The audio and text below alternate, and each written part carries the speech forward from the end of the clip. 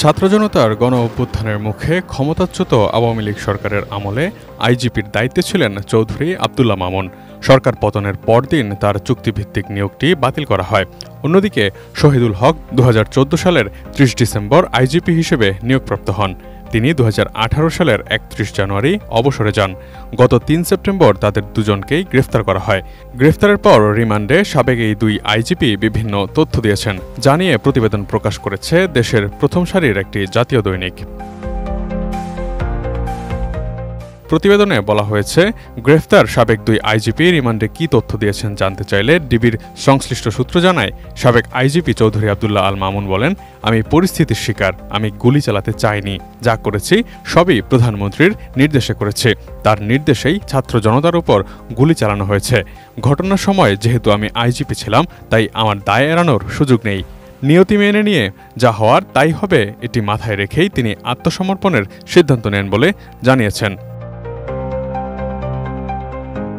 DB পুলিশের জিজ্ঞাসাবাদে সাবেক আইজিপি AKM শহীদুল হক বলেন, আমি অনেক আগেই অবসর নিয়েছি, এরপর থেকেই আমি নিষ্ক্রিয়, আমাকে কেন এসবের মধ্যে জড়ানো হচ্ছে।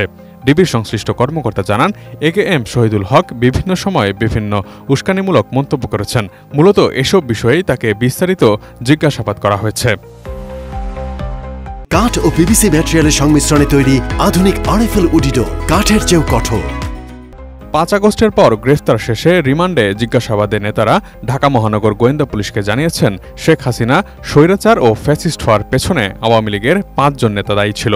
এরা হলেন আওয়ামী লীগের সাধারণ সম্পাদক ও সাবেক সেতুমন্ত্রী ওবায়দুল কাদের, সাবেক স্বরাষ্ট্রমন্ত্রী আসাদুজ্জামান খান কামাল, সাবেক বস্ত্র ও পাট মন্ত্রণালয়ের মন্ত্রী জাহাঙ্গীর কবির নানক, সাবেক তথ্য প্রযুক্তি প্রতিমন্ত্রী জুনায়েদ আহমেদ পলক এবং সাবেক তথ্য প্রতিমন্ত্রী মোহাম্মদ আলী আরাফাত।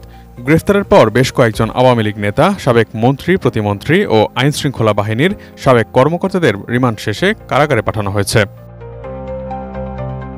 ডিবি সূত্র জানায়, জুনায়েদ আহমেদ পলকের বিরুদ্ধে অন্যরা যেসব অভিযোগ তুলেছেন সেসব ডিবি হেফাজতেই অস্বীকার করেছেন পলক ডিবিকে জানিয়েছেন, অবস্থা বেগতিক দেখে তিনি পদত্যাগ করতে চেয়েছিলেন। শেখ হাসিনা সহ অন্য নেতারা তাকে পদত্যাগ করতে দেননি। আওয়ামী লীগ নেতা জাহাঙ্গীর কবির নানক তাকে গালিগালাজও করেছেন, বলেছেন এই মুহূর্তে মন্ত্রিসভার কেউ পদত্যাগ করলে সরকারের উপর চাপ বাড়বে। ওবায়দুল কাদের তাকে শারীরিকভাবে লাঞ্ছিত করেছেন বলেও অভিযোগ করেছেন তিনি।